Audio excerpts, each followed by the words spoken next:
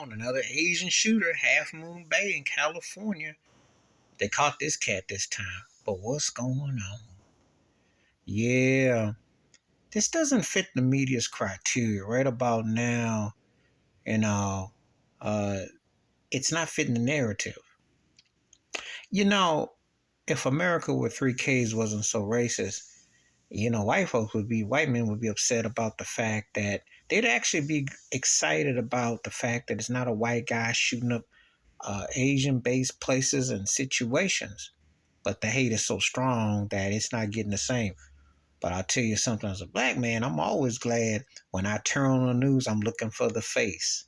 And I'm always thinking, thank goodness ain't nobody black around. Thank goodness.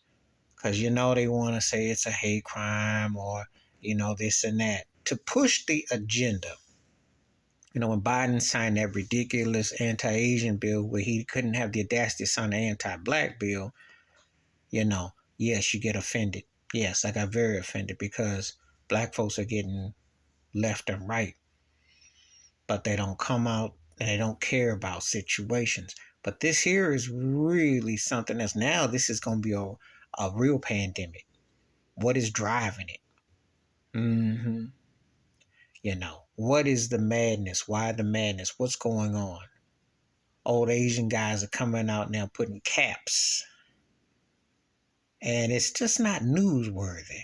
They want you to feel for communities, but they want to touch into this. What is going on? What is driving it?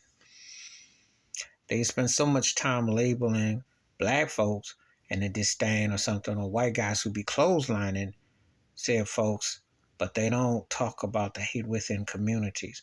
That is something that even community within community is a real subject. Because they're within the Asian community and being around folks and having associations and friends, etc., there's a divide within community just like any other race of people. Everybody's got this assumption that everybody's assimilating. A lot of people do work together, but there's been a great divide too.